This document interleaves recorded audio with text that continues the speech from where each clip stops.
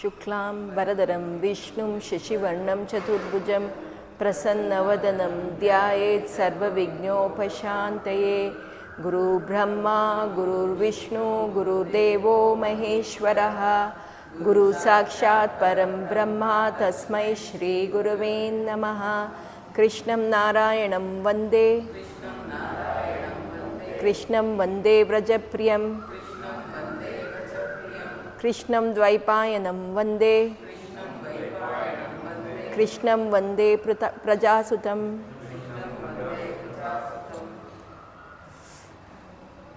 ನಾವೆಲ್ಲರೂ ಭಕ್ತ ವಿಜಯ ಸರಣಿಗಳನ್ನು ಕೇಳಿಸ್ಕೊತಾ ಇದ್ದೀವಿ. ಈ ಭಕ್ತರ ಕಥೆಯನ್ನು ನಾವು ಯಾಕೆ ಕೇಳಿಸ್ಕೋಬೇಕು ಅಂದರೆ, ಭಕ್ತರಿಗೆ ಹೇಗೆಲ್ಲ ಕಷ್ಟ ಕೊಟ್ಟು ಹೇಗೆ ಅವನು ಒಲಿತಾನೆ ಅನ್ನೋದನ್ನು ನಾವು ಈ ಕಥೆಗಳಲ್ಲಿ ನಾವು ತಿಳ್ಕೊಬೋದು. ಈ ಸರಣಿಯಲ್ಲಿ ನಾವು 3 ಕಥೆಗಳನ್ನು ಕೇಳಿಸ್ಕೊಂಡಾಗಿದೆ. ಪುಂಡಲೀಕನ ಕತೆ ಕೇಳಿಸ್ಕೊಂಡ್ವಿ, ಜಯದೇವನ ಕತೆ ಕೇಳಿಸ್ಕೊಂಡ್ವಿ. ಜಯದೇವ ಬರೆಯೋದಕ್ಕೆ ಆಗದೇ ಇದ್ದಾಗ ಸ್ವತಃ ಕೃಷ್ಣನೇ ಬಂದು ಪದವನ್ನು ಕಾವ್ಯವನ್ನು ಪೂರ್ಣಗೊಳಿಸಿರೋದು ಗೀತ ಗೋವಿಂದದ ಕಥೆಯನ್ನು ಕೇಳಿಸ್ಕೊಂಡ್ವಿ.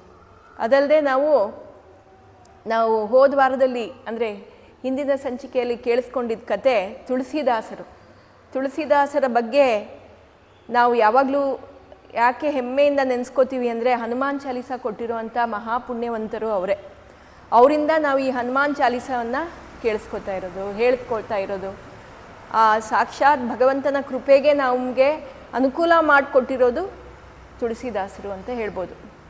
ಇದೇ ಸರಣಿಯಲ್ಲಿ ಈಗ ಮುಂದೆ ನಮಗೆ ಇನ್ನೊಂದು ಭಕ್ತನ ಚರಿತ್ರೆಯನ್ನು ನಾವು ತಿಳ್ಕೊಳ್ಳೋಣ. ಈ ಚರಿತ್ರೆಯಲ್ಲಿ ಏನು ನಮಗೆ ವಿಶೇಷ ಅಂದರೆ, ಭಗವಂತ ನಂಬಿದವರ ಕೈಯನ್ನು ಬಿಡೋದಿಲ್ಲ ಅನ್ನೋದನ್ನು ಇಲ್ಲಿ ಅವನು ತೋರಿಸ್ಕೊಟ್ಟಿದ್ದಾನೆ. ಇದು ನಮಗೆ ಕೆಲವೊಮ್ಮೆ ಅನಿಸುತ್ತೆ, ಈಗಲೂ ಈ ರೀತಿ ನಡೆಯುತ್ತಾ ಅಂತ. ಆದರೆ ನಡೆದಿದೆ, ನಡೀತಾನೂ ಇದೆ, ತುಂಬ ಕಡೆ ನಡೀತಾನೂ ಇದೆ. ಆದರೆ ನಮಗೆ ಆ ನಂಬಿಕೆ ಇರಬೇಕು, ಆ ಅಚಲ ದೃಢತೆ ಇರಬೇಕು. ಅದಿದ್ದರೆ ನಮಗೆ ಅವನ ಸಾಕ್ಷಾತ್ಕಾರ ಯಾವಾಗಲೂ ಆಗತ್ತೆ ಅಂತ ಗೊತ್ತಾಗತ್ತೆ. ನಮಗೆಲ್ಲ ಗೊತ್ತಿರೋ ಕಥೆನೇ ಘೋರ ಕುಂಬಾರನ ಕತೆ. ಡಾಕ್ಟರ್ ರಾಜ್ಕುಮಾರ್ ಅವರನ್ನು ನೆನೆಸ್ಕೊಂಡಿದ್ದ ತಕ್ಷಣ ಕುಂಬಾರನ ಕತೆ ನೆನಪಾಗತ್ತೆ. ಆದರೆ ಈ ಕಥೆಯಲ್ಲಿ ನಾವು ತಿಳ್ಕೊಬೇಕಿರೋವಂಥದ್ದು ಏನು ಅಂತ ನಾವು ಈ ಸರಣಿಲಿ ತಿಳ್ಕೊಳ್ಳೋಣ. ಈ ಕಥೆಯಲ್ಲಿ ಘೋರ ಕುಂಬಾರ ಅನ್ನೋನು ಮಹಾರಾಷ್ಟ್ರದಲ್ಲಿ, ನಾವು ಹೇಳ್ತಾ ಇರೋ ಅನೇಕ ಈ ಸಂತರ ಕತೆ ಮಹಾರಾಷ್ಟ್ರದ ಸಂತರ ಕತೆ, ಕೆಲವೆಲ್ಲ ಅಲ್ಲೇ ನಡೆದಿರೋವಂಥ ಘಟನೆಗಳು. ಅಲ್ಲಿದ್ದವರು ಅವರು ಗಡಿಗೆಗಳನ್ನೆಲ್ಲ ಮಾಡಿ, ಮಣ್ಣಿನ ಗಡಿಗೆ ಎಲ್ಲ ಮಾಡಿ ಮಾರ್ತಾ ಇದ್ದವರು. ಆದರೆ ಅವರಲ್ಲಿ ಏನು ಅಂದರೆ, ಪಾಂಡುರಂಗನಲ್ಲಿ ದೃಢ ನಂಬಿಕೆ ಇತ್ತಂತೆ ಅವ್ರಿಗೆ. ಮತ್ತು ಸದಾ ಯಾವುದೇ ಕಾರ್ಯ ಏನೇ ಕೆಲಸ ಮಾಡಿದ್ರು ವಿಠಲ ವಿಠಲ ವಿಠಲ ಅನ್ನೋ ನಾಮಸ್ಮರಣೆ ಅವ್ರ ಬಾಯಲ್ಲಿ ನಿರಂತರವಾಗಿ ಇರ್ತಾಯಿತ್ತು. ಆ ವಿಠಲನನ್ನು ನೆನೀತಾ ಎಲ್ಲ ಕೆಲಸವನ್ನು ಮಾಡ್ತಾಯಿದ್ರು. ಅವರಿಗೆ ಮದುವೆ ಆಗಿತ್ತು ಮತ್ತು ಅವ್ರಿಗೆ ಒಂದು ಚಿಕ್ಕ ಮಗು ಇತ್ತು. ಚಿಕ್ಕ ಮಗು ಅಂದರೆ ಅದೇನು 1 ವರ್ಷ ಒಳಗಿತ್ತು.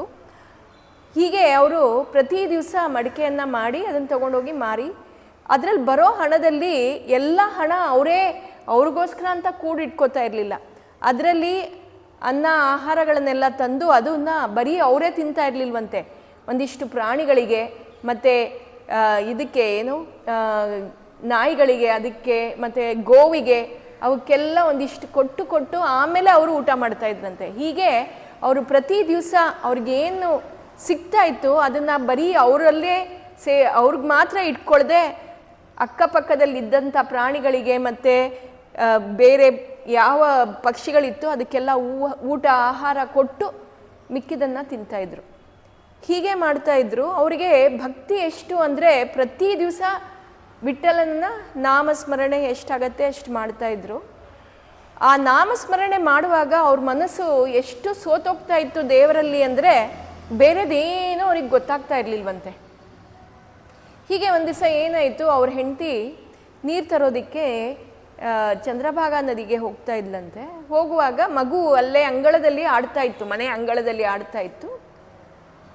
ಅವ್ರಿಗೆ ಗೊತ್ತು ಗಂಡ ಮನೇಲಿದ್ದಾರೆ, ನೋಡ್ಕೋತಾರೆ, ಗೋರ ಮನೇಲಿದ್ದಾರೆ, ನೋಡ್ಕೋತಾರೆ ಅಂತ ಹೇಳಿ ಹಾಗೆ ಅವಳು ನೀರು ತರೋದಕ್ಕೆ ಹೋದ್ಲಂತೆ. ನೀರು ತರೋದಕ್ಕೆ ಹೋದಾಗ ಇವರು ಮಣ್ಣೆಲ್ಲ ಮಡಿಕೆ ಮಾಡೋರೆಲ್ಲ ಮಣ್ಣನ್ನು ತುಳಿತಾ ಇದ್ರು. ಮುಂಚೆ ಮಣ್ಣೆಲ್ಲ ತುಳಿದು, ಈಗ ಹಾಗೆಲ್ಲ ಅಷ್ಟು ಶಾಸ್ತ್ರೋಕ್ತವಾಗಿ ಹಳೆಯ ಕಾಲದ ಸಂಪ್ರದಾಯದಲ್ಲಿ ಇದೆಲ್ಲ ಮಾಡ್ತಾಯಿದ್ರು. ಆ ಮಣ್ಣನ್ನು ತುಳಿತಾ ಇದ್ರಂತೆ. ಆ ಮಣ್ಣು ತುಳಿತಾ ತುಳಿತಾ ಭಗವಂತನ ಹೆಸರು ನಾಮಸ್ಮರಣೆ ಯಾವಾಗಲೂ ಅವ್ರ ಬಾಯಲ್ಲಿ ಇರ್ತಾ ಇತ್ತು. ಭಗವಂತನ ಹೆಸರು ವಿಠಲ ವಿಠಲ ಅಂದ್ಕೊಂಡು ಮಣ್ಣನ್ನು ತುಳಿತಾ ಇದ್ರು. ಆ ಮಗು ಅಲ್ಲೇ ಅಂಗಳದಲ್ಲಿ ಆಡ್ತಾ ಇತ್ತು. ಆಡ್ತಾ ಆಡ್ತಾ ಏನು ಮಾಡುತ್ತೆ ಆ ಮಗು, ಇವರು ವಿಠಲನ ಮುಂದೆ ಆ ಮಣ್ಣು ಎಲ್ಲಿ ಅವರು ತುಳಿತಾ ಇತ್ತು ಅಲ್ಲಿಗೆ ಬಂತಂತೆ ಆ ಮಗು.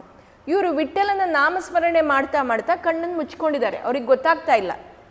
ವಿಠಲನ ನಾಮಸ್ಮರಣೆ ಮಾಡಿ ಕೈ ಮೇಲೆ ಎತ್ಕೊಂಡು ನಮಸ್ಕಾರ ಮಾಡಿಕೊಂಡು ವಿಠಲ ವಿಠಲ ಅಂದ್ಕೊಂಡು ಅವ್ರು ಮಣ್ಣು ತುಳಿತಾನೇ ಇದ್ದಾರೆ. ಆ ಮಗು ಬಂದು ಆ ಮಣ್ಣಿನೊಳಗೆ, ಆ ಮಣ್ಣಿನ ಗಡಿಗೆ ಏನು ಆ ಗುಂಡೆ ಏನಿತ್ತು ಅದರೊಳಗೆ ಬಿತ್ತಂತೆ. ಬಿದ್ದು ಅವ್ರ ಕಾಲ ಹತ್ರ ಹೋಯ್ತು. ಇವ್ರಿಗೆ ಗೊತ್ತಾಗಿಲ್ಲ, ಇವ್ರಿಗೆ ಅರಿವೇ ಆಗಿಲ್ಲ ಮಗು ಬಂದಿದೆ, ಮಗು ಬಂದು ನನ್ನ ಕಾಲು ಇಟ್ಕೊಂಡಿದೆ ಅನ್ನೋದು ಗೊತ್ತಾಗಿಲ್ಲ. ಅದೇ ಭಕ್ತಿಯಿಂದ ಅವ್ರ ಮನಸ್ಪೂರ್ವಕವಾಗಿ ದೇವರನ್ನು ನೆನಿತಾ ತುಳ್ಕೊಂಡು ಹೋಗ್ತಾ ಇದ್ರು. ಆ ತುಳಿತಾ ತುಳಿತಾ ಏನಾಗಿದೆ, ಆ ಮಗು ಕೂಡ ಕಾಲಿನ ಅಡಿಗೆ ಸಿಕ್ಕಾಕೊಂಡ್ಬಿಟ್ಟಿದೆ. ಆ ಮಗು ಸಿಕ್ಕಾಕೊಂಡು ತುಳಿತಾ ಇದ್ದಾರೆ, ಆದರೆ ಅವ್ರಿಗೆ ಅದು ಗೊತ್ತಾಗ್ತಾ ಇಲ್ಲ. ಚಿಕ್ಕ ಮಕ್ಕಳು ಮಾಂಸ ಎಷ್ಟು, ಆ ಮಣ್ಣು ಒಂಥರ ಅದು ಬೇರೆ ಮೆದುವಾಗೇ ಇತ್ತು, ಅವ್ರಿಗೆ ಗೊತ್ತಾಗಲಿಲ್ಲ ಮಗು ಬಂದಿದೆ ಅನ್ನೋದು ಗೊತ್ತಾಗಿಲ್ಲ. ಹಾಗೆ ತುಳ್ಕೊಂಡು ಸುಮಾರು ಒಂದು ಅರ್ಧ ಮುಕ್ಕಾಲು ಗಂಟೆ ಹಾಗೆ ತುಳಿತಾ ಇದ್ದಾರೆ. ಅವ್ರಿಗೆ ಗೊತ್ತೇ ಆಗಿಲ್ಲ. ತಾಯಿ ಬಂದ್ಲು, ಮಗುನ ಹುಡುಕ್ತಾ ಇದ್ದಾಳೆ. ತಾಯಿ ಬಂದ್ಲಂತೆ, ನೀರು ತಂದಿಟ್ಲು. ಮಗು ಎಲ್ಲಿ ಮಗುಗೆ ಹಾಲು ಕೊಡಬೇಕು ಅಂತ ಹುಡುಕ್ತಾ ಇದ್ದಾಳಂತೆ. ಮಗುನೇ ಕಾಣಿಸ್ಲಿಲ್ಲ. ಅಂಗಲದಲ್ಲೇ ಆಡ್ತಾ ಇತ್ತು, ಎಲ್ಲಿ ಹೋಯ್ತು ಮಗು ಅಂತ ಹೇಳ್ಬಿಟ್ಟು ಗಂಡನ ಹತ್ರ ಬರ್ತಾಳಂತೆ. ಬಂದು ಗಂಡನಿಗೆ ಹೇಳ್ತಾಳಂತೆ, ಗಂಡ ವಿಠಲನ ಹೆಸರು, ಘೋರ ವಿಠಲನ ಹೆಸರಲ್ಲೇ ತಲ್ಲೀನರಾಗಿದ್ದಾರೆ. ಮಗು ಹೆಸರು ಕರಿತಾ ಇದ್ದಾಳೆ, ಕಾಣಿಸ್ತಾ ಇಲ್ಲ ಮಗು. ಅವ್ರಿಗೆ ಕರಿತಾ ಇದ್ದಾಳೆ, ಅವ್ರಿಗೆ ಕೇಳಿಸ್ತಾ ಇಲ್ಲ, ಗಂಡನಿಗೆ ಕೇಳಿಸ್ತಾನೆ ಇಲ್ಲ. ಇವಳು ಏನು ಹೇಳ್ತಾ ಇದ್ದಾಳೆ ಅದಕ್ಕೆ ಕೇಳಿಸ್ತಾ ಇಲ್ಲ. ಆಮೇಲೆ ಕೆಳಗೆ ನೋಡ್ತಾಳೆ, ರಕ್ತ, ಆ ಮಣ್ಣಲ್ಲಿ ರಕ್ತ. ಆವಾಗ ಅವಳು ಗಂಡನನ್ನು ಜೋರಾಗಿ ತಳ್ತಾಳಂತೆ. ತಳ್ಬಿಟ್ಟು, ಏನು ಕಾರ್ಯ ಮಾಡಿದ್ದೀರಾ ನೀವು, ತುಳಿತಾ ಮಣ್ಣು ತುಳಿತಾ ನಿಮ್ಮ ಮಗುವನ್ನೇ ತುಳಿದಿದ್ದೀರಾ ಅಂತ ಹೇಳ್ತಾಳಂತೆ. ಆಗ ಆ ಘೋರ ಕಣ್ಣು ತೆಗೆದು, ಎಂಥ ಕೆಲಸ ಮಾಡಿದ್ಯಾ ನೀನು, ನನಗೆ ನಾನು ನನ್ನ ದೇವನನ್ನು ಆಲಿಂಗಿಸಬೇಕಾಗಿತ್ತು, ಆ ಸಮಯದಲ್ಲಿ ನೀನು ಬಂದು ನನ್ನನ್ನು ಎಚ್ಚರಿಸಿದ್ಯಲ್ಲ, ಏನು ಮಾಡಿದ್ಯಾ ನೀನು ಅಂತ ಅವಳಿಗೆ ಬೈಯಕ್ಕೆ ಶುರು ಮಾಡಿದ್ರಂತೆ. ಇವಳು ಹೇಳ್ತಾಳಂತೆ, ನೀವೆಂಥ ಕಾರ್ಯ ಮಾಡಿದ್ದೀರಾ, ಇಲ್ಲಿ ನೋಡಿ ಮಗು ನಮ್ಮದು, ಅಯ್ಯೋ ಅದು ಬಿಟ್ಟಾಕು, ನಾನು ಪುಂಡಲೀಕ ಮತ್ತು ನಾನು ವಿಠಲ ಮತ್ತು ರುಕ್ಮಿಣಿಯನ್ನು ನೋಡ್ತಾ ಇದ್ದೆ, ಅವರಿಬ್ಬರು ಕೂತಿರೋ ಸ್ಥಳಕ್ಕೆ ಹೋಗಿದ್ದೆ. ಅಲ್ಲಿ ನಾನು ರುಕ್ಮಿಣಿಯನ್ನು ನೋಡಿ ನಮಸ್ಕಾರ ಮಾಡಿ ಅವಳು ಪಾಂಡುರಂಗನಿಗೆ ಹೋಗಿ ಅವನನ್ನು ಆಲಿಂಗಿಸು ಅಂತ ಹೇಳಿದ್ಲು. ವಿಠಲ ನನ್ನನ್ನು ಬಂದು ಆಲಿಂಗಿಸ್ಬೇಕಿತ್ತು, ಅಷ್ಟೊತ್ತಿಗೆ ನೀನು ನನ್ನನ್ನು ತಳ್ಬಿಟ್ಟೆ ಅಂತ ಹೇಳ್ತಾರಂತೆ. ಅಯ್ಯೋ ಇಲ್ಲಿ ನೋಡಿ ನಮ್ಮ ಮಗು ಹುಟ್ಟೋಯ್ತಲ್ಲ ಅಂತ ಅವಳು ಹೆಂಡತಿ, ಅವಳು ಆಕ್ರೋಧನ, ಅವಳಿಗೆ ಆಗ್ತಾನೇ ಇಲ್ಲ, ಅವಳಿಗೆ ದುಃಖ ತಡೆಯೋಕ್ಕಾಗ್ತಾ ಇಲ್ಲ, ಅಳ್ತಾ ಇದ್ದಾಳಂತೆ. ಇಲ್ಲಿ ಇವನಿಗೆ ಕೋಪ, ನಾನು ವಿಠಲನನ್ನು ಆಲಂಗಿಸ್ಬೇಕಿತ್ತು, ಅಷ್ಟೊತ್ತಿಗೆ ಇವಳು ನನ್ನನ್ನು ತಳ್ಬಿಟ್ಟಿದ್ದಾಳೆ ಅಂತ ಹೇಳಿ ಹೊಡಿಯಕ್ಕೆ ಹೊಟ್ಟೋದ್ರಂತೆ. ಯಾವಾಗ ಅವ್ರು ಹೊಡಿಯಕ್ಕೆ ಹೋದ್ರು ಅವಳಿಗೆ ಸಿಟ್ಟು ಬಂತಂತೆ. ಸಿಟ್ಟು ಬಂದು, ನೀವು ನನ್ನನ್ನು ಮುಟ್ಬಾರ್ದು, ನಿಮ್ಮ ವಿಠಲನ ಮೇಲೆ ಆಣೆ ಅಂತ ಹೇಳ್ಬಿಡ್ತಾಳಂತೆ. ಯಾವಾಗ ವಿಠಲನ ಮೇಲೆ ಆಣೆ ಅಂತ ಹೇಳಿದ್ರು ಅವ್ರ ಕೈ ಹಿಂದಕ್ಕೆ ಬಂದ್ಬಿಡ್ತು. ಸರಿ, ನಾನು ಅವಳಿಗೆ ಮುಟ್ಟೋ ಹಾಗಿಲ್ಲ ಅಂತ ಹೇಳ್ಬಿಟ್ಟು ಸುಮ್ಮನೆ ಆಗ್ಬಿಟ್ರಂತೆ. ಹೀಗೆ ಊರವರೆಲ್ಲ ಬಂದು ಅಲ್ಲಿ ಮನೆ ಮುಂದೆ ಸೇರಿದ್ದಾರೆ. ಊರವರೆಲ್ಲ ನೋಡ್ತಾ ಇದ್ದಾರೆ, ಏನಾಗಿದೆ, ಏನು ಈ ಥರ ಆಯಿತು, ಅಯ್ಯೋ ಈ ಹೆಣ್ಮಗಳು ಕತೆ ಏನಿವಾಗ, ಈ ಘೋರ ಹಿಂಗೆ ಮಾಡಿಬಿಟ್ನಲ್ಲ ಅಂತೆಲ್ಲ ಮಾತಾಡ್ಕೋತಾ ಇದ್ದಾರಂತೆ. ಆಮೇಲೆ ಹೀಗೆ ಆ ದುಃಖ ಎಲ್ಲ ಅವರೆಲ್ಲ ಆ ದುಃಖದಲ್ಲೇ ಇದ್ದರು. ಸ್ವಲ್ಪ ದಿವಸ ಆಯಿತು. ಆಮೇಲೆ ಇವಳು ಈಗಲಾದರೂ ನಮಗೆ ಮಕ್ಕಳು ಆಗಬೇಕು ಅಂದ್ಕೊಂಡು ಗಂಡನ ಹತ್ರ ಹೋದರೆ, ನಾನು ನಿಮ್ಮ ಪಾದ ಪೂಜೆ ಮಾಡ್ತೀನಿ ಅಂತ ಹೇಳಿ ಹೋಗ್ತಾಳಂತೆ. ನೀನು ನನ್ನನ್ನು ಮುಟ್ಬಾರ್ದು ಅಂತಾರಂತೆ. ಯಾಕೆ ಅಂತ ಕೇಳ್ತಾಳೆ. ನೀವು ನೆನಪಿದೆಯಾ, ನೀನು ನನಗೆ ಏನು ಹೇಳಿದೀಯಾ ಅಂತ, ನಾನು ನಿಂಗೆ ಮುಟ್ಟಕ್ಕೆ ಬಂದಾಗ ನೀನು ಹೇಳಿದ್ದೇನು, ನನ್ನ ವಿಠಲನ ಮೇಲೆ ನೀನು ಆಣೆ ಹಾಕಿದ್ಯಾ, ನೀನು ನನ್ನನ್ನು ಮುಟ್ಬಾರ್ದು ಅಂತ ಹೇಳಿ, ನಾನು ನಿನ್ನನ್ನು ಹೇಗೆ ಮುಟ್ಲಿ ಅಂತ ಹೇಳ್ತಾನಂತೆ. ಆವಾಗ ಅವಳಿಗೆ ಬೇಜಾರಾಗತ್ತಂತೆ. ಅಯ್ಯೋ ಈ ರೀತಿ ಆಗೋಯ್ತಾ, ಸರಿ ನಾನು ಏನೋ ಒಂದು ನನ್ನ ನಿತ್ಯದ ಕಾರ್ಯಗಳಲ್ಲಿ ನಾನು ದುಃಖಿತಳಾಗಿ ನಾನು ನಿಮ್ಗೆ ಹೇಳಿದ್ದೀನಿ, ಅದನ್ನು ಬಿಟ್ಬಿಡಿ, ನನ್ನನ್ನು ಅದೇನು ಹೇಳಿದ್ದೀನೋ ಅದನ್ನು ಮರ್ತು ಹೋಗಿ ಆ ಭಾಷೆಯನ್ನು ನಾನು ವಾಪಸ್ ತಗೊಳ್ತೀನಿ, ಅದನ್ನು ಬಿಟ್ಬಿಡಿ ಅಂತ ಹೇಳ್ತಾಳಂತೆ. ಅವ್ರು ಹೇಳ್ತಾರಂತೆ, ನನ್ನ ವಿಠಲನ ಮೇಲೆ ನೀನು ಆಣೆ ಮಾಡಿದ್ಯಾ, ಅದನ್ನು ನಾನು ಬಿಡೋದಕ್ಕೆ ಆಗೋದಿಲ್ಲ ಅಂತ ಹೇಳ್ತಾರಂತೆ. ಸರಿ, ಈಗ ಇವಳಿಗೆ ಬೇಜಾರಾಯಿತು. ಗೋರನಿಗೆ ಹೇಳಿಬಿಟ್ಟು ನಾನು ನಮ್ಮ ತಾಯಿ ಮನೆಗೆ ಹೋಗಬೇಕು ಅಂತ ಹೇಳಿ ತಾಯಿ ಮನೆಗೆ ಹೋಗ್ತಾಳಂತೆ. ಅಲ್ಲಿಗೆ ಹೋಗಿ ಅವಳಿಗೊಂದು ತಂಗಿ ಇರ್ತಾಳೆ. ತಂದೆ ತಾಯಿಗೆ ಹೇಳ್ತಾಳಂತೆ, ನಡೆದ ಕಾರ್ಯವನ್ನೆಲ್ಲ ಹೇಳಿ ಏನೇನಾಯಿತು ಈ ಸುದ್ದಿ ಎಲ್ಲ ಹೇಳಿ, ಇವಾಗ ನನ್ನ ಗಂಡನಿಗೆ ಮಕ್ಕಳಾಗೋದಿಲ್ಲ, ನಮಗೆ ಮಕ್ಕಳಾಗೋದಿಲ್ಲ, ಆದರೆ ಈ ನಮ್ಮ ವಂಶ ಇದೆ ಅದು ಬೆಳಿಬೇಕು, ಅದಕ್ಕೆ ನಾನು ನಿಮ್ಮಲ್ಲಿ ಬೇಡ್ಕೋತೀನಿ, ನನ್ನ ತಂಗಿಯನ್ನು ಅವ್ರಿಗೆ ಕೊಟ್ಟು ಮದುವೆ ಮಾಡಿಕೊಡಿ ಅಂತ ಹೇಳ್ತಾರಂತೆ. ತಂದೆ ತಾಯಿ ತುಂಬ ಯೋಚನೆ ಮಾಡಿ ಕಡೆಗೆ ಸರಿ ಅಂತ ಹೇಳಿ ಒಪ್ಕೋತಾರೆ. ಮದುವೆಗೆ ಎಲ್ಲ ತಯಾರಿ ಮಾಡ್ಕೋತಾಳೆ. ಮದುವೆಗೆ ಎಲ್ಲ ತಯಾರಿ ಮಾಡಿ ಅವಳೇ ಮುಂದೆ ನಿಂತು ಮದುವೆ ಎಲ್ಲ ನಡೆಸ್ಕೊಡ್ತಾಳಂತೆ. ಮದುವೆ ಎಲ್ಲ ನಡೆಸ್ಕೊಟ್ಟಾಯಿತು, ಮದುವೆ ಆಯಿತು. ಆವಾಗ ತಂದೆ ತಾಯಿ ಬಂದ್ಬಿಟ್ಟು ಗೋರನ ಹತ್ರ ಬಂದು, ನೋಡು ನಮಗಿರೋ 2 ಕಣ್ಣುಗಳು ನಮ್ಮ ಈ 2 ಹೆಣ್ಮಕ್ಳು, ಈ 2 ಹೆಣ್ಮಕ್ಳನ್ನು ನಾನು ನಿಮಗೆ ಕೊಡ್ತಾ ಇದ್ದೀನಿ, ಇಬ್ಬರನ್ನ ನೀನು ಒಂದೇ ದೃಷ್ಟಿಯಲ್ಲಿ ನೋಡ್ಕೋಬೇಕು, ಇಬ್ರಿಗೂ ಯಾವ ತಾರತಮ್ಯವನ್ನು ಮಾಡಬಾರ್ದು, ಇಬ್ಬರನ್ನು ಸರಿಯಾಗಿ ನೀನು ನೋಡ್ಕೋಬೇಕು, ಇಬ್ಬರಲ್ಲೂ ಏನು ಏರುಪೇರು ಮಾಡಬಾರ್ದು, ಇಬ್ಬರು ಒಬ್ರನ್ನ ಹೇಗೆ ನೋಡ್ಕೋತಾ ಇದೆಯಾ ಅದೇ ರೀತಿಯಲ್ಲಿ ಇಬ್ಬರನ್ನು ನೋಡ್ಕೋಬೇಕು ಅಂತ ಹೇಳ್ತಾರಂತೆ. ನೀನು ಹಾಗೆ ನೋಡದೇ ಇದ್ದರೆ, ನೀನೇನಾದರೂ ತಾರತಮ್ಯ ಮಾಡಿದ್ರೆ ನಿನ್ನ ವಿಠಲನ ಮೇಲೆ ಆಣೆ ಅಂತ ಅವರು ಹೇಳ್ತಾರಂತೆ. ಸರಿ ಇನ್ನೇನು ಅಲ್ಲಿ ಆಯಿತು ಅಂತ ಹೇಳ್ಬಿಟ್ಟು ಅವ್ರ ಮನೆಗೆ ಬರ್ತಾರೆ, ಮನೆಯಲ್ಲೆಲ್ಲ ಸ್ವೀಕರಿಸ್ತಾರೆ, ಅವಳನ್ನ ಮನೆ ತುಂಬಿಸ್ಕೋತಾರೆ, ಎಲ್ಲ ಆಯಿತು. ಆಮೇಲೆ ಅವ್ರನ್ನ ನೀನು ಅವ್ರ ಜೊತೇಲಿ ಮಾತಾಡಬೇಕು, ಅವ್ರ ಜೊತೇಲಿ ಇರಬೇಕು ಅಂತ ಹೇಳಿದಾಗ ಆಗೋದಿಲ್ಲ ಅಂತ ಹೇಳ್ತಾನಂತೆ. ಯಾಕೆ ಅಂತ ಕೇಳಿದಾಗ, ನಿಮ್ಮ ತಾಯಿ ತಂದೆಯರೇ ನನಗೆ ನನ್ನ ವಿಠಲನ ಮೇಲೆ ಆಣೆ ಹಾಕಿದ್ದಾರೆ, ಇಬ್ಬರನ್ನೂ ನೀನು ಸಮವಾಗಿ ನೋಡ್ಕೋಬೇಕು, ಸೊ ನಿನ್ನನ್ನು ನಾನು ಹೇಗೆ ನೋಡ್ಕೋತೀನಿ ಅದೇ ರೀತಿ ಇವಳನ್ನು ನೋಡ್ಕೋಬೇಕು, ಆದ್ದರಿಂದ ನಾನು ಅವಳನ್ನು ಮುಟ್ಟೋ ಹಾಗಿಲ್ಲ ಅಂತ ಹೇಳ್ತಾನಂತೆ.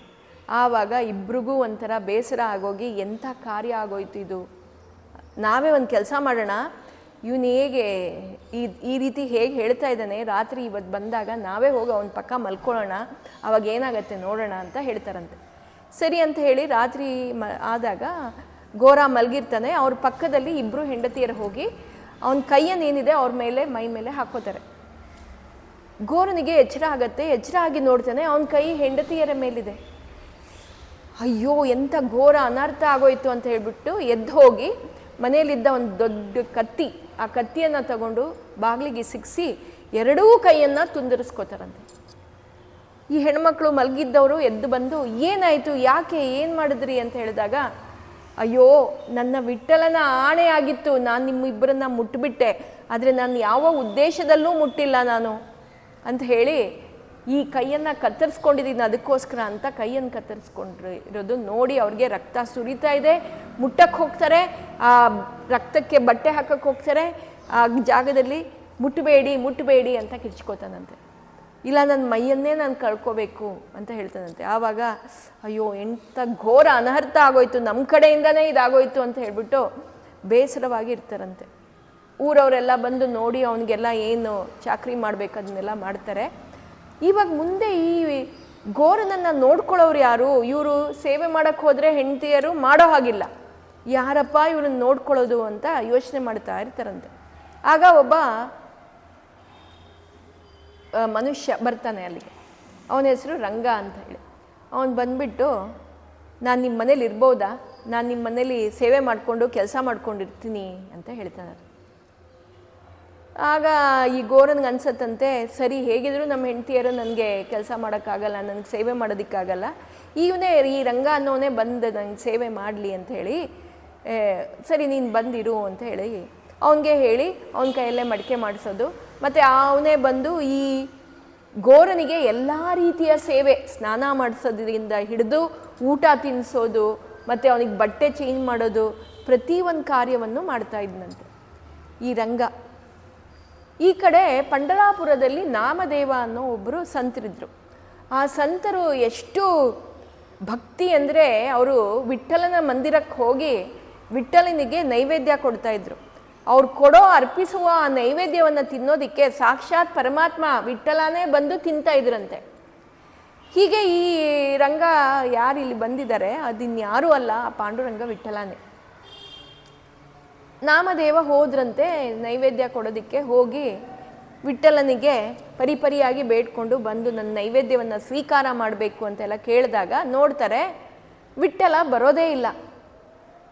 ನಾಮದೇವರಿಗೆ ಸಿಟ್ಟು ಬರುತ್ತಂತೆ, ಏನು ವಿಠಲ, ನಾನು ಇಷ್ಟು ಕರಿತಾ ಇದ್ದೀನಿ, ನೀನು ಬರ್ತಾ ಇಲ್ಲ, ಏನಾಯಿತು ನಿನಗೆ, ಯಾಕೆ? ಆಗ ಅವನು ಹೇಳ್ತಾನಂತೆ, ಹೇ ನಾಮದೇವ, ನಾನಿಲ್ಲಿಲ್ಲ, ನಾನು ಬರೋದಕ್ಕೆ ನಾನು ಇಲ್ಲಿಲ್ಲ, ನಾನು ಗೋರನ ಸೇವೆಯನ್ನು ಮಾಡ್ತಾ ಇದ್ದೀನಿ, ಗೋರನ ಹತ್ರ ಇದ್ದೀನಿ ಅಂತ ಹೇಳ್ತಾನೆ.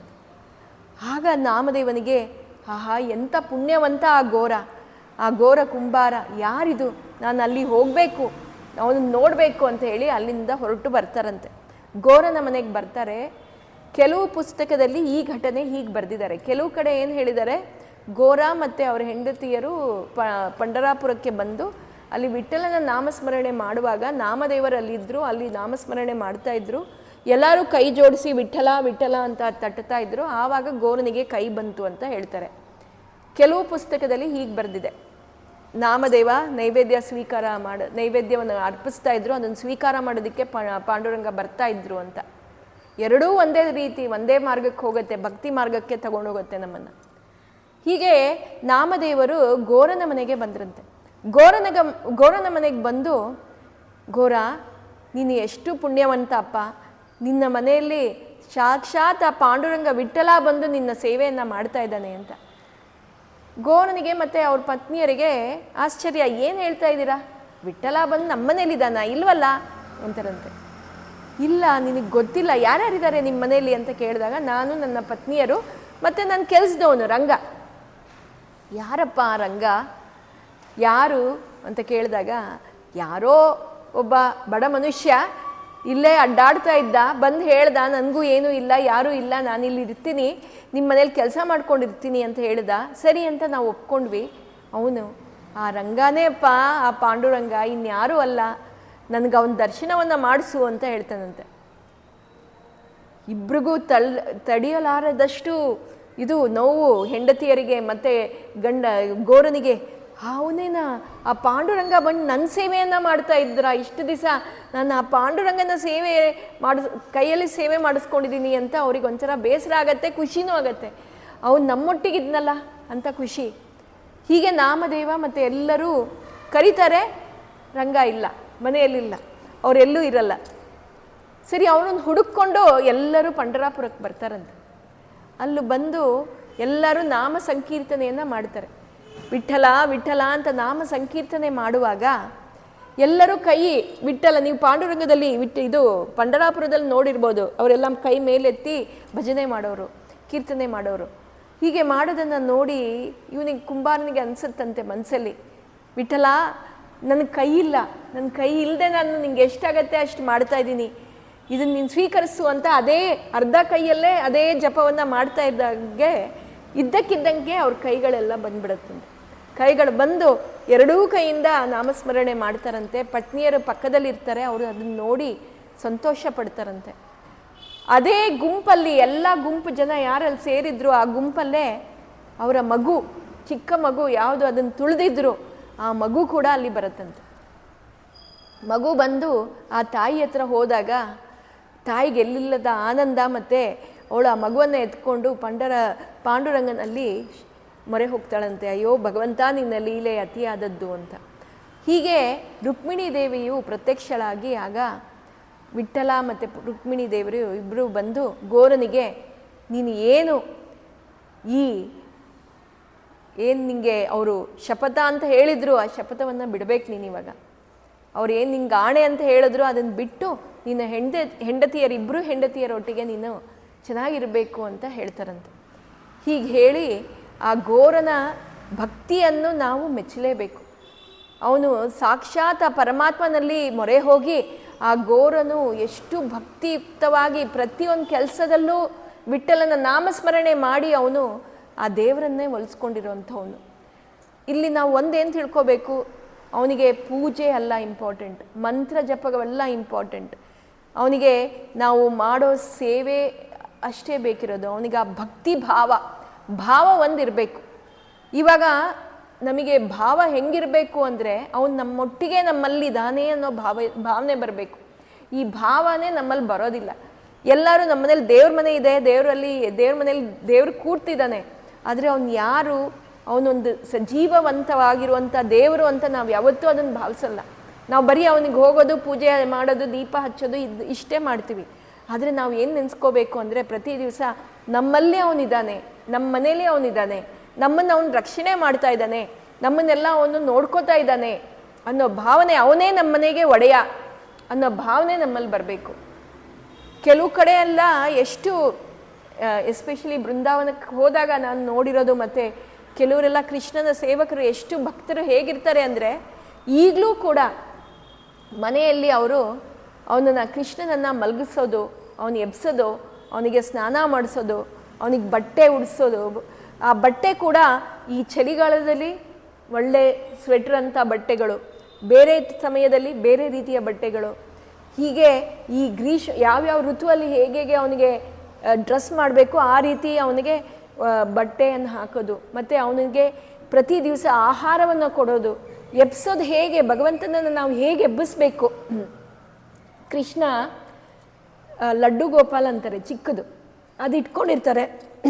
ಇವಾಗ ನಾವು ನೋಡಿದ್ದೀವಿ, ಮೊನ್ನೆ ಇದು ಅಭಿಷೇಕ ಮಾಡಿದ್ದು ಚಿಕ್ಕ ಕೃಷ್ಣನನ್ನೇ. ಆ ಚಿಕ್ಕ ಕೃಷ್ಣನನ್ನು ನಾವು ಬೆಳಗ್ಗೆ ಮುಂಜಾನೆ 5 ಗಂಟೆಗೆ ಎಬ್ಸೋಕ್ಕಾಗಲ್ಲ, ಅವ್ನು ಚಿಕ್ಕ ಮಗು ಅಲ್ವಾ.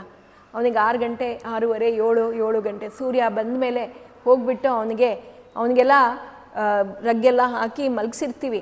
ಅವನನ್ನು ಎಬ್ಬಿಸಿ, ಹೇ ಕೃಷ್ಣ ಹೇಳಪ್ಪ, ಸೂರ್ಯ ರಾಜ ಬಂದಿದ್ದಾನೆ, ಸೂರ್ಯನು ಬಂದಿದ್ದಾನೆ. ಅದು ಅವ್ನಿಗೆ ಎಬ್ಬಿಸುವಾಗ ಅವ್ನ ಕಾಲು ಮುಟ್ಟಬೇಕಂತೆ, ಅವ್ನ ಕಾಲು ಒತ್ತಬೇಕಂತೆ. ಕಾಲು ಒತ್ತಿ ಏಳು, ಬೆಳಗಾಗಿದೆ, ಏಳು ನೀನು ಅಂತ ಹೇಳಿ ಬೆಳಗ್ಗೆನೇ ಅವನಿಗೆ ಹಾಲು ಕೊಡಬೇಕಂತೆ. ಹಾಲು ಕೊಟ್ಬಿಟ್ಟು ಎಬ್ಬಿಸ್ಬೇಕಂತೆ. ಆಮೇಲೆ ಈ ರೀತಿ ನಾವು ಭಕ್ತಿಯನ್ನು ಮಾಡಬೇಕು. ಆಮೇಲೆ ಅವನನ್ನು ಎಬ್ಬಿಸಿ ಸ್ನಾನ ಮಾಡಿಸಿ, ಸ್ನಾನ ಅಂದರೆ ಅವನಿಗೆ ಅಭಿಷೇಕ, ನೀರಿನ ಅಭಿಷೇಕವನ್ನು ಮಾಡಬೇಕು.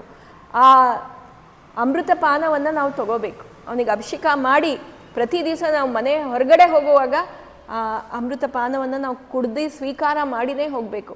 ಒಂದು ತುಳಸಿಯ ದಳವನ್ನು ಅವನಿಗೆ ಅರ್ಪಿಸ್ಬೇಕಂತೆ. ಈ ರೀತಿ ಈ ಭಾವನೆ ನಮ್ಮಲ್ಲಿ ಯಾವಾಗ ಬರುತ್ತೆ, ಆವಾಗ ನಮಗೆ ಅವನ ಸಾಕ್ಷಾತ್ಕಾರವಾಗತ್ತಂತೆ. ಇದು ಕೆಲವರೆಲ್ಲ ಅನ್ಕೋತಾರೆ, ಈಗಿನ ಕಾಲದಲ್ಲಿ ಕಲಿಯುಗದಲ್ಲಿ ಇದೆಲ್ಲ ಸಾಧ್ಯವಿದೆಯಾ ಅಂತ. ಸಾಧ್ಯ, ಖಂಡಿತ ಇದೆ. ಅವನು ಬರೋದೇ ಬೇರೆ ಅವತಾರದಲ್ಲಿ, ಬೇರೆ ರೂಪದಲ್ಲಿ ಬರ್ತಾನೆ, ಇನ್ನೊಬ್ಬ ಮನುಷ್ಯನ ರೂಪದಲ್ಲೇ ಬರ್ತಾನೆ. ಆದರೆ ನಮಗದು ಗುರುತಿಸೋಕ್ಕಾಗೋದಿಲ್ಲ. ಇದೇ ಸ್ವಾರ್ಥಕ್ಕೋಸ್ಕರನೇ ನಾನು ಈ ಭಕ್ತ ವಿಜಯ ಸರಣಿಯನ್ನು ನಾವು ಹೇಳ್ತಾ ಇರೋದು. ಯಾಕಂದರೆ ಸ್ವಾರ್ಥ ಏನು ಅಂದರೆ, ಇಲ್ಲಿ ಭಕ್ತಿ ಅನ್ನೋ ಭಾವನೆ ನಮಗೆಲ್ಲರಿಗೂ ಬರಬೇಕು. ಮತ್ತು ನಮಗೆಲ್ಲ ಅವನಿದ್ದಾನೆ ಅನ್ನೋ ಭಾವನೆ ನಮ್ಮಲ್ಲಿ ಬರಬೇಕು ಅಂದರೆ ಈ ಥರ ಭಕ್ತರ ಕಥೆಯನ್ನು ನಾವು ಕೇಳಿಸ್ಕೋಬೇಕು. ಅದಕ್ಕೆ ಈ ಭಕ್ತರ ಕಥೆಯ ಸರಣಿಯನ್ನು ನಾವು ಶುರು ಮಾಡಿರೋದು. ಸೊ ಇದನ್ನು ಕೇಳಿಸ್ಕೊಂಡು ನಾವೆಲ್ಲರೂ ಆ ಭಕ್ತ ಕುಂಬಾರನಿಂದ ಕೇಳಿಸ್ಕೊಂಡಿರೋಂಥ ಕಥೆಯಲ್ಲಿ ನಾವು ಏನು ನಮ್ಮ ಜೀವನದ ಪಾಠವೇನು ಅಂದರೆ, ಪ್ರತಿ ಕೆಲಸ, ಪ್ರತಿ ಕಾರ್ಯ ನಾವೇನು ಮಾಡ್ತಾ ಇದ್ದೀವಿ ಅದನ್ನು ಅವನಿಗೆ ಸಮರ್ಪಣೆ ಮಾಡಿ ಪ್ರತಿ ಕಾರ್ಯ ಮಾಡುವಾಗಲೂ ಅವನನ್ನು ನೆನೆಸ್ಕೋಬೇಕು. ಹೆಣ್ಮಕ್ಳು ನಾವು ಅಡುಗೆ ಮಾಡುವಾಗ, ನಾನಂತೂ ಅದನ್ನು ಮಾಡೇ ಮಾಡ್ತೀನಿ, ಕೃಷ್ಣ ಎಲ್ಲ ನಿನಗೆ ಅರ್ಪಣೆ, ಎಲ್ಲ ರುಚಿಕರವಾಗಲಿ, ನಿನಗೆ ಸ್ವೀಕಾರವಾಗುವಾಗೆ ಅಡುಗೆ ಆಗಲಿ ಅಂತ ನಾನು ಮಾಡ್ತೀನಿ. ಅದು ಹೆಂಗೇ ಆಗಿದ್ರು ಅಟ್ಲೀಸ್ಟ್ ಇವಾಗ ಏನಾಗುತ್ತೆ, ರೆಸ್ಪಾನ್ಸಿಬಿಲಿಟಿ ಅವನ ಮೇಲೆ ಇರುತ್ತೆ. ಅಯ್ಯೋ ಅವಳು ನನ್ನ ಮೇಲೆ ಬಿಟ್ಬಿಟ್ಟಿದ್ದಾಳಪ್ಪ, ಏನಾದರೂ ಮಾಡಿ ಇದನ್ನು ಚೆನ್ನಾಗೇ ಮಾಡಬೇಕು, ರುಚಿಯಾಗೇ ಇರಬೇಕಿದು ಅಂತ ಅವನು ಅದರಲ್ಲಿ ಆ ಕರುಣೆಯನ್ನು ಬೀರಿರ್ತಾನೆ. ಅದಕ್ಕೆ ನಾವು ಹೀಗೆ ಮಾಡಬೇಕು. ಏನೇ ಕೆಲಸ ನಾವು ಮಾಡ್ತಾ ಇದ್ದಿರಲಿ, ನಮ್ಮ ಕಾರ್ಯ ನೋಡಿ, ಅವನು ಕುಂಬಾರನ ಕಾರ್ಯವನ್ನು ಮಾಡ್ತಾ ಇದ್ದ. ಆ ಕುಂಬಾರನ ಮಡಿಕೆ ಎಲ್ಲ ಮಾಡುವಾಗಲೂ ಕೃಷ್ಣನನ್ನೇ ನೆನೆಸ್ಕೊಂಡು ಮಾಡ್ತಾ ಇದ್ದ. ಹೀಗೆ ನಮ್ಮ ಕಾರ್ಯ ಏನಿದೆ ಭಗವಂತನಲ್ಲಿ ಸಲ್ಲಿಸಿ ಮಾಡಿದಾಗ ನಮಗೆ ಅವನ ಅನುಗ್ರಹ ಆಗತ್ತೆ ಅಂತ ಇವತ್ತಿನ ಕಥೆಯನ್ನು ನಾವು ಮುಗಿಸೋಣ. ಹರೇ ಹರೇ ಮೇ ಹರ ಪಾತಕಾನಿ, ಹರೇ ಹರೇ ಮೇ ಕುರು ಮಂಗಳಾನಿ, ಹರೇ ಹರೇ ಮೇ ತವ ದೇಹಿ ದಾಸ್ಯಂ, ಹರೇ ಹರೇ ಮೇ ತವ ಭಕ್ತಿರಸ್ತು. ಹರೆಯೇ ನಮಃ, ಹರೆಯೇ ನಮಃ. ಶ್ರೀಕೃಷ್ಣಾರ್ಪಣಮಸ್ತು.